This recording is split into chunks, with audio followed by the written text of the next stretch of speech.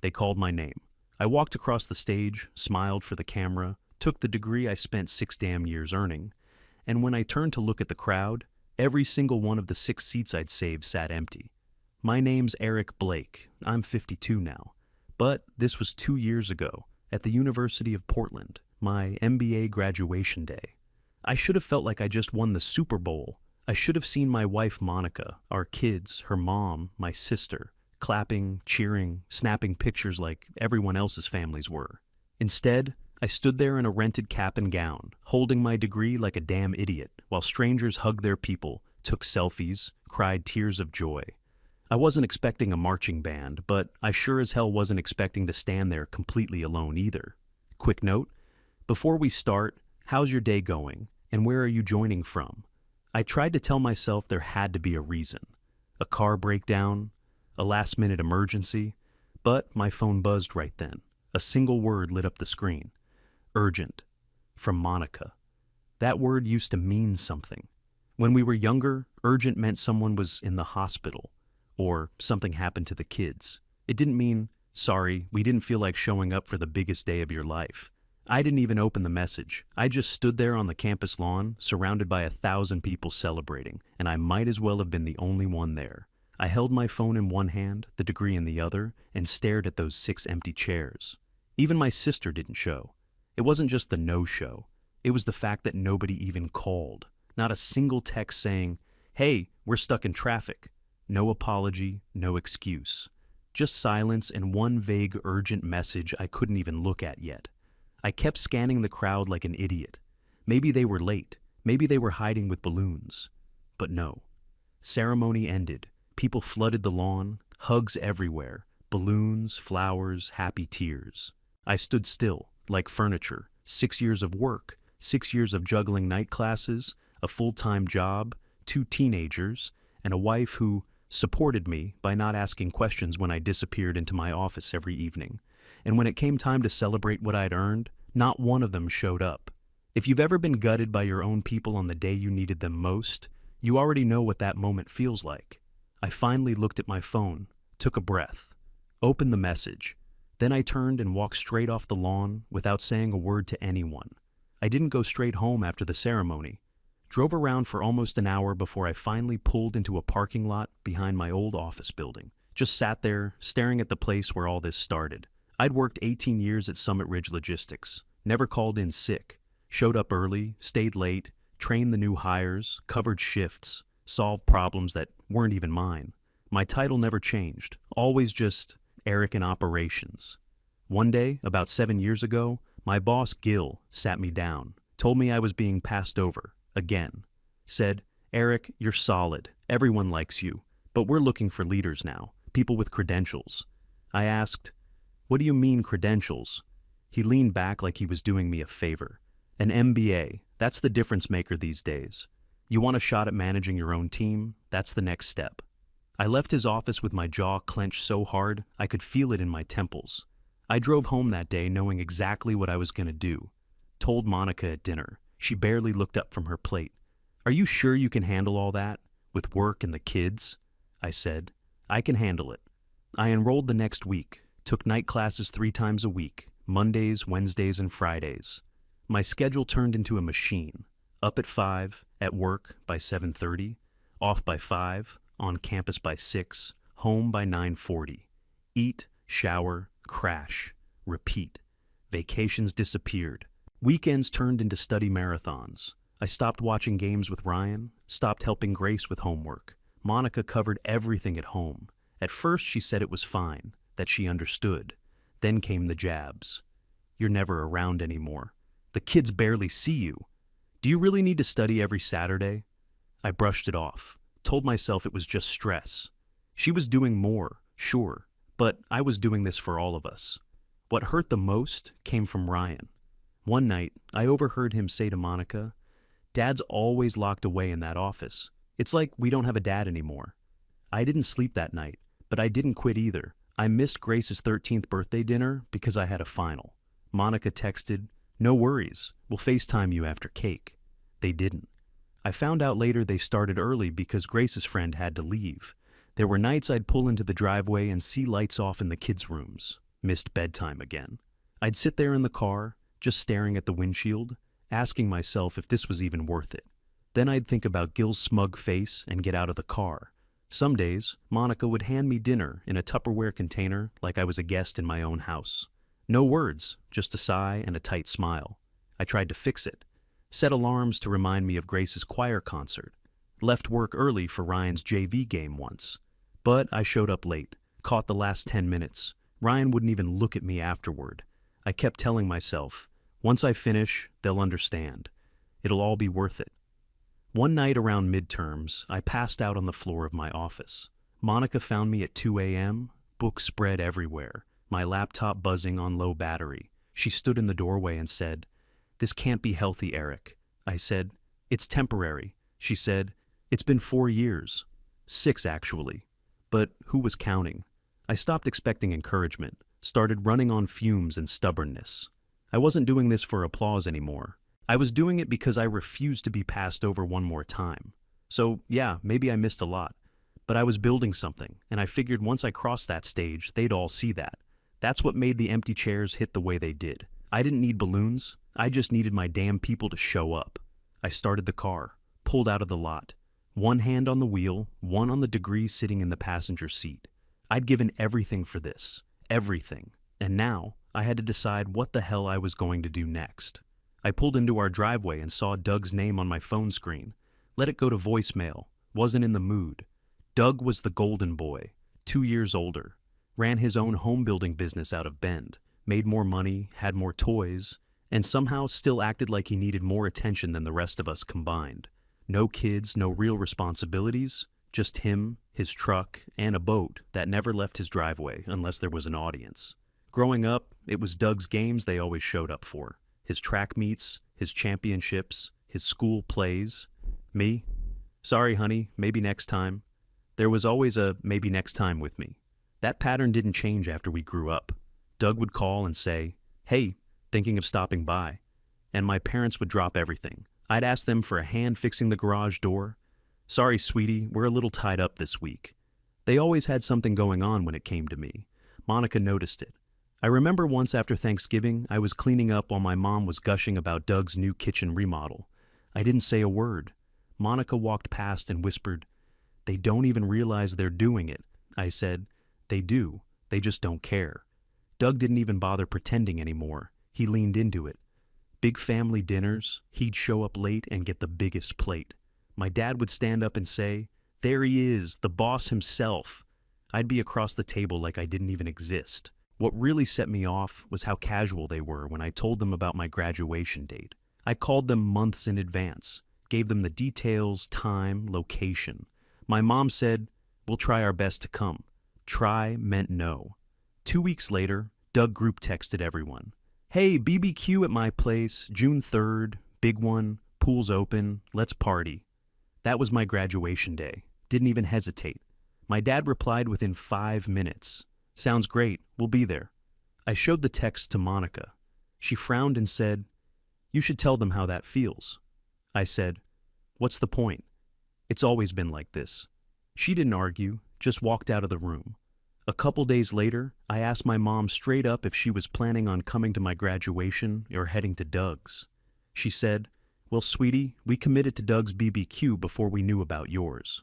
Bullshit. I'd told them way before. "He's already invited so many people," she added. "And you know how he gets when we cancel." I stared at the wall, gripping the phone so hard my knuckles popped. So that was the order. Doug's ribs and pool party over my 6-year climb out of obscurity. The sad part? I wasn't even shocked. 3 weeks before graduation, Doug finally decided to call me directly. "Big BBQ at my place June 3rd, he said, like it was breaking news. "Pool's ready, new smoker. Gonna be wild. Bring the kids." I leaned against the kitchen counter, kept my voice steady.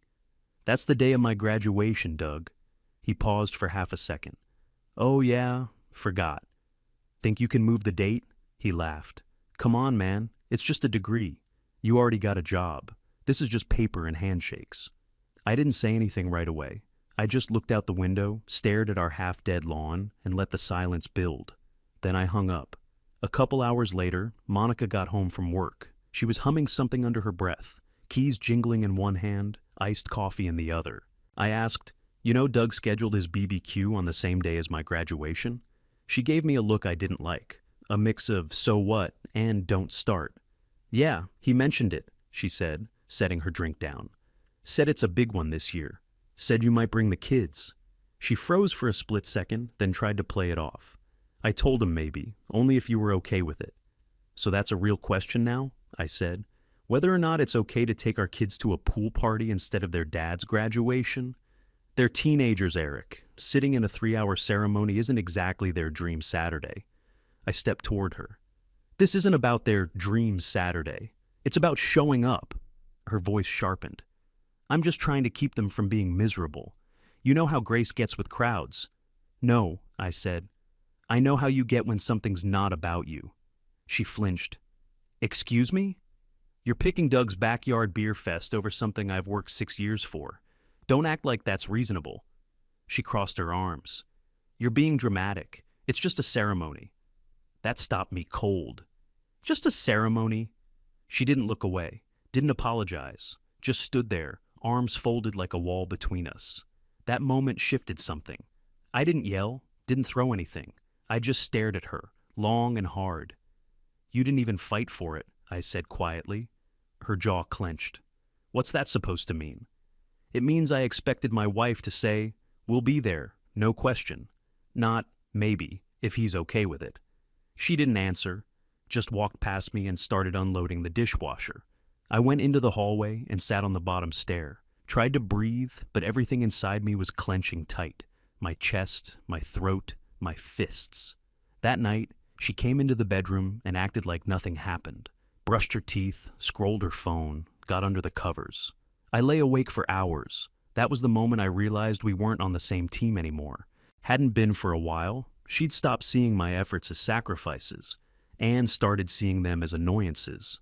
I kept thinking about the nights I came home exhausted, and she didn't ask how class went. The mornings, she didn't even look up when I left for work. I thought I was building something for us. She thought I was building something for me, and maybe that was the biggest crack of all. I still got up that morning, shaved, ironed my shirt, put on the suit I'd been saving for that day. The one Monica said made me look like someone who finally got out of the mailroom. They needed the car for the other plans, so I called a cab. Driver asked what I was dressed up for. I said, "Graduation." He whistled and said, "Congrats, man." That one sentence hit harder than anything I'd heard at home all week. I kept looking out the window during the ride, thinking maybe I'd get a text, something like, "We changed our minds, we're coming." But nothing buzzed, just the low hum of traffic and the slow crawl toward the campus. I got there early, sat alone on the benches near the quad, watching other families show up. Banners, balloons, crying moms. There was this kid next to me whose entire extended family had matching shirts with his face printed on them. All I had was a prepaid dinner reservation at Millstones, $250 down. Table for 8. I kept picturing the waiter asking where everyone was. I already knew I wasn't going. They called my name. I walked the stage. Smile, handshake, fake cheer from some volunteer clapping for everyone. I turned to face the crowd and scanned the rows. Not one familiar face, not Monica, not Ryan, not Grace, not my parents, not Doug, just me in that stiff-ass suit, holding a degree that cost me 6 years of missed memories.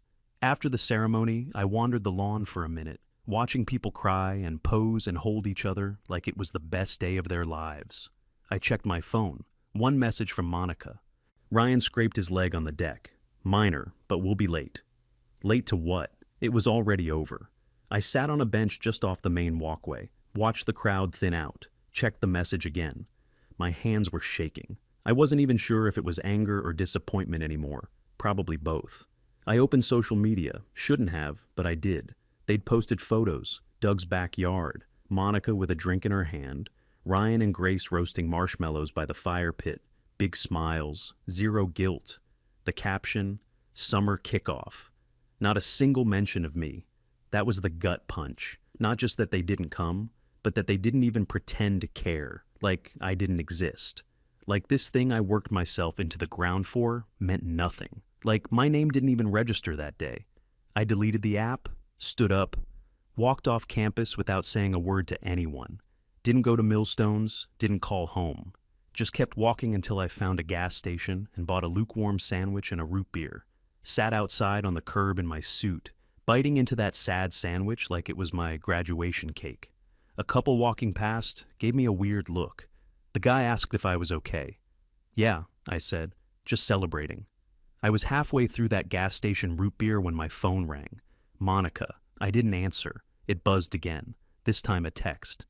Eric, we're at Memorial Hospital. Ryan broke his wrist. He fell. I'm sorry.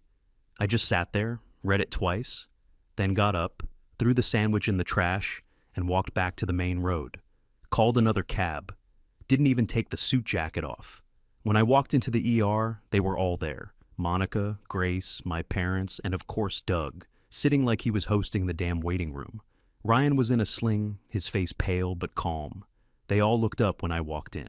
Ryan's eyes lit up. Dad, you came. I crossed the room and dropped to one knee beside him, hugged him tight. Of course I did. His good hand gripped my shoulder like he wasn't ready to let go.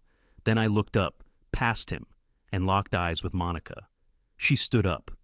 Eric, I cut her off. You all missed my graduation. I said it loud, clear, for the entire room to hear. Every single one of you. Grace froze.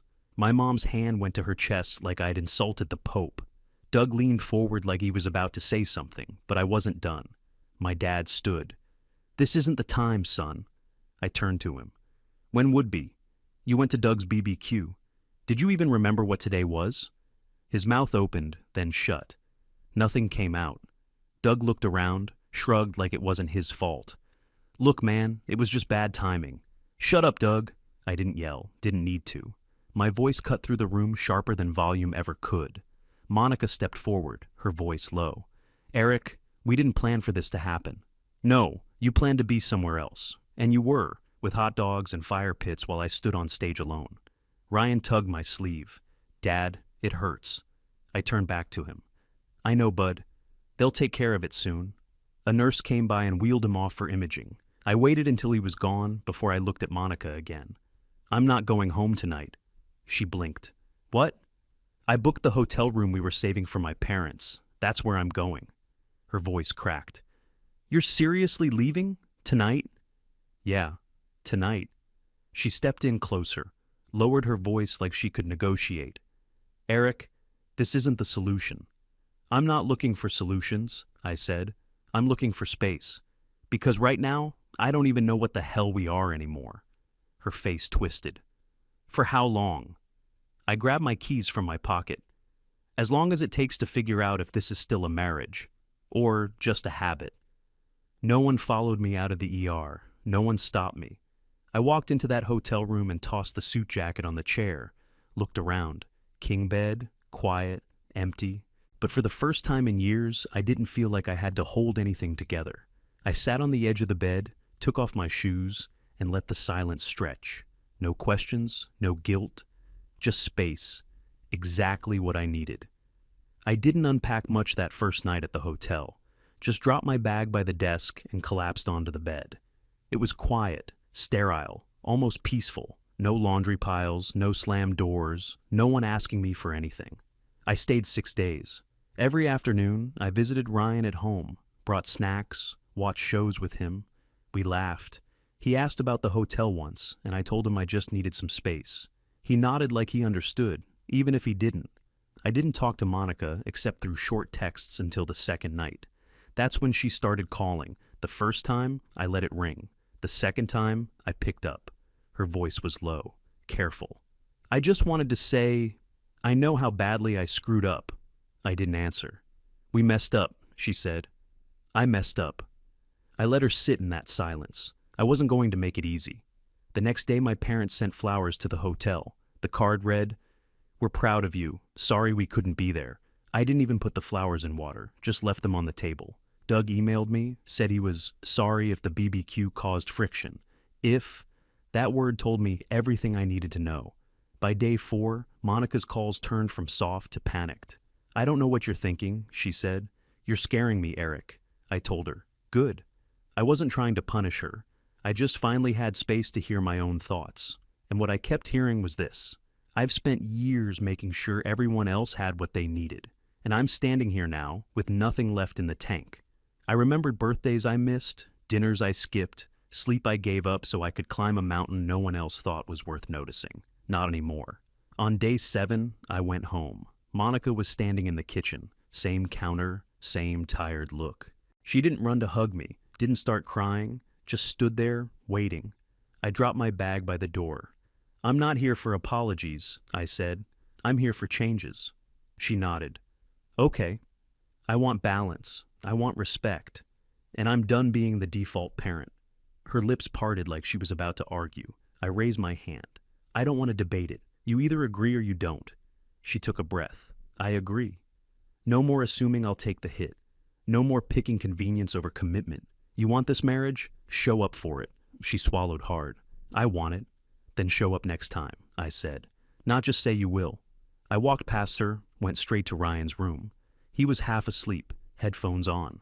When he saw me, he smiled like it was the first time he could breathe all week. I sat down next to him, took the headphones off, and said, "Let's get you healed up." And for the first time in a long time, I felt like I was finally starting to get there too. Next morning, we sat down at the table with coffee and notebooks. No yelling, no guilt tripping, just the facts. I wrote house across the top of a blank page. "Let's start with everything that needs to get done weekly." Monica nodded. "Cleaning, laundry, groceries, appointments, school events." I held up a hand. "And you're taking the lead on family planning. School stuff, birthdays, dentist appointments, permission slips, all of it." She didn't push back. "Deal." We agreed to a cleaning service once a week. The kids were old enough to carry their weight now. Dishes, laundry, vacuuming, whatever needed doing. Grace rolled her eyes when we told her, but she did it. Ryan didn't complain once. I stopped being the quiet mule. If something felt off, I said it. If I was overwhelmed, I called it out. No more swallowing things down just to keep the peace. And things started shifting. 2 weeks later, I walked into Gil's office at Summit Ridge. He smiled before I even sat down. "We're moving you up," he said. "Senior logistics manager." I blinked. "Seriously? You earned it.